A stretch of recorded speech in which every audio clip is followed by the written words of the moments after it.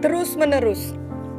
Beberapa waktu yang lalu, saat kami mau mencuci gelas dan piring yang kotor, terdapat satu gelas bekas jus wortel. Ketika dimasukkan sedikit air ke dalam gelas tersebut, maka gelas menjadi gelas yang berisikan air yang keruh. Tapi ketika gelas yang berisikan air yang keruh ini diletakkan di bawah keran air yang mengalir terus-menerus, maka lambat laun keruhnya mulai berkurang. Karena air jernih terus masuk ke dalam gelas itu, bercampur dengan air yang keruh, dan kemudian melimpah keluar gelas dengan tiada henti. Lalu dibiarkan terus-menerus air jernih dari keran masuk ke dalam gelas tersebut, maka air di gelas juga semakin jernih dan semakin jernih, sehingga akhirnya semua kotoran bekas jus tersebut sama sekali hilang tak tersisa. Dan pada akhirnya ketika diperhatikan sungguh-sungguh, maka air yang dalam gelas adalah air yang jernih. Ilustrasi di atas mengandung satu kebenaran yang penting dalam hidup kita sehari-hari, di mana dalam hati kita dapat terdapat hal-hal yang belum benar, yang menjadikan seluruh hidup kita keruh.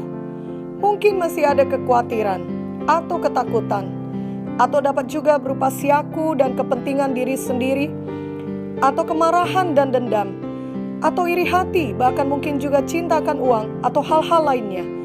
Semua hal tersebut adalah dosa dan harus segera kita tinggalkan, karena bertentangan dengan firman Tuhan dan tidak akan membawa kebaikan bagi kita.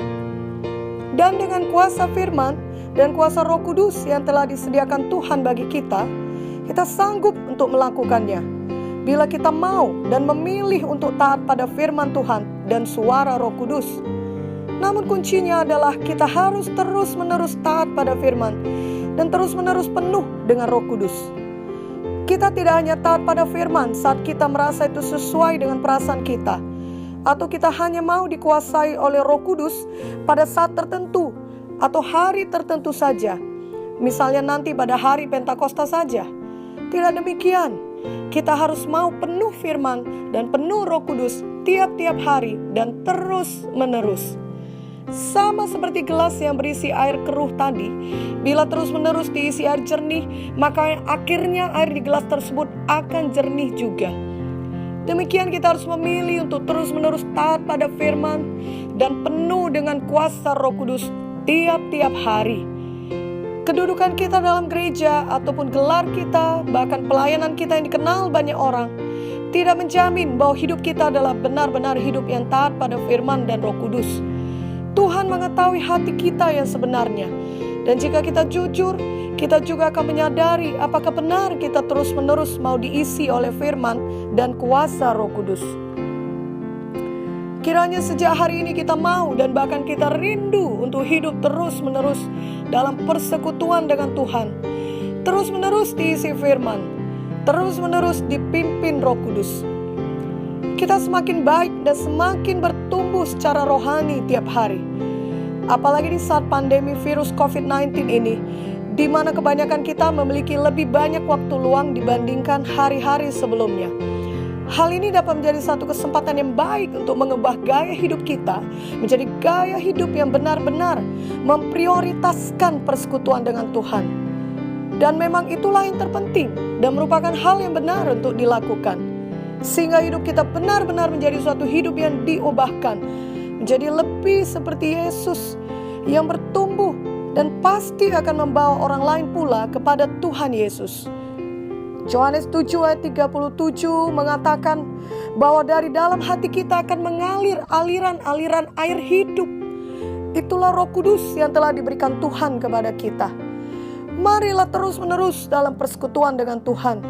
Baik ketika kita bekerja di rumah, beribadah di rumah, belajar di rumah, ataupun saat kita istirahat di rumah, ataupun di mana saja kita berada. Bila kemudian ada di dalam suatu hari kita jatuh, di mana kita tidak lagi dalam persekutuan dengan Tuhan, maka mari kita segera bangkit kembali. Tentu saja ada kalanya kita berada di tempat yang salah atau melakukan dosa. Namun yang penting jangan tetap tinggal di situ. Jangan mengeraskan hati, membuat alasan, dan meneruskan gaya hidup yang berdosa tersebut. Roh Kudus yang setia pasti menjamah hati kita, mengingatkan akan firman Tuhan. Dan ketika Roh Kudus melakukannya, mari kita membuka hati kita dan dengan segera kembali kepada firman. Kita tidak perlu tinggal dalam dosa, dalam kejahatan dan kesombongan, dalam rasa bersalah.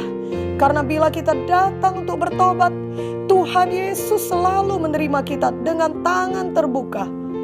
Jangan pula tunggu sampai kita merasa baik, baru kita mau datang kepada Tuhan.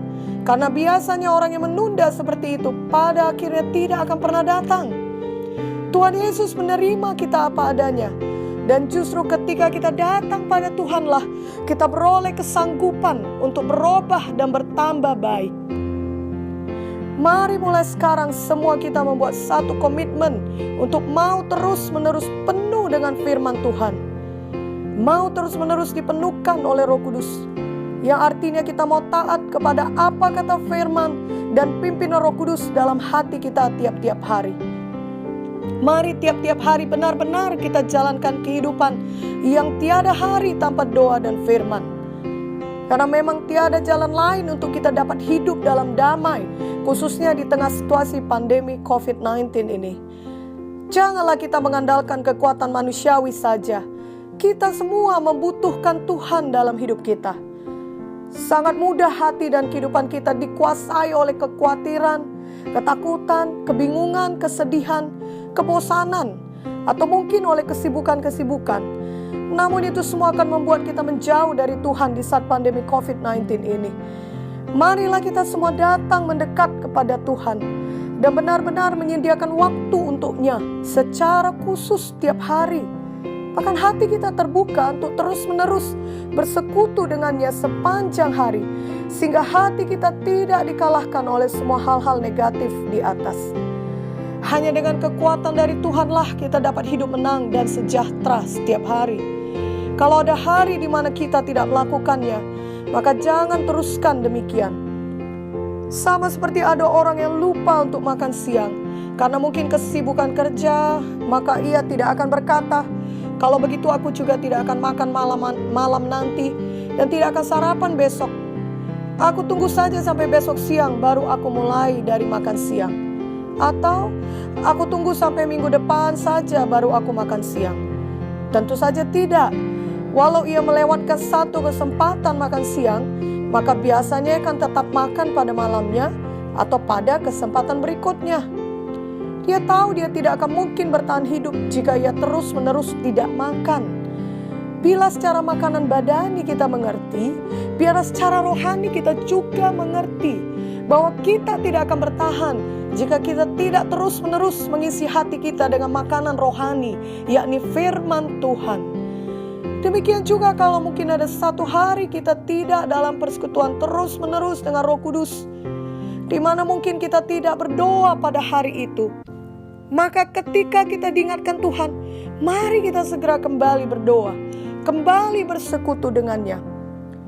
Janganlah katakan, saya tunggu saja sampai minggu depan atau bulan depan ketika saya tidak sesibuk ini lagi untuk bekerja atau untuk mempersiapkan pelayanan online saya.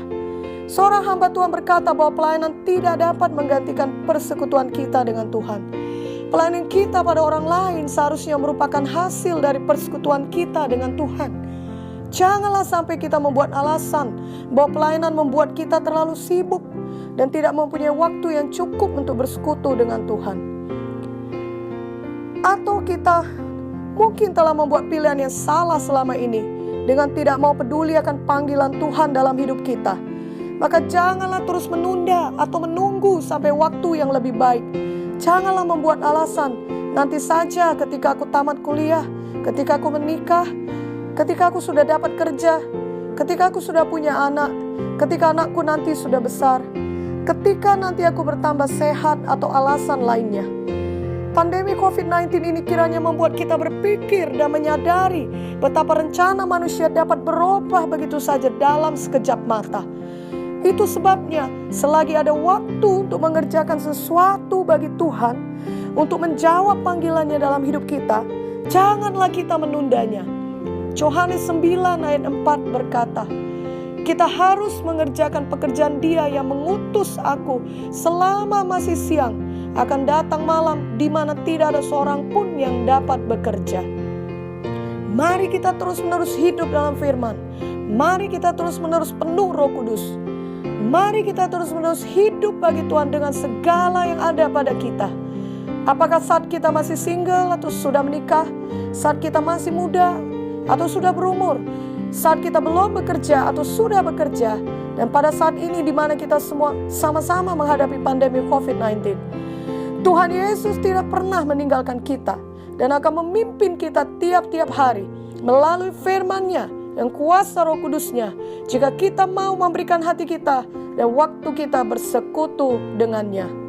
Setiap saat menjadi saat yang baik, sebab kita terus-menerus hidup dalam Tuhan, terus-menerus hidup bersama Tuhan, terus-menerus hidup taat dan percaya kepada Tuhan, dan terus-menerus hidup bagi Tuhan. Amin.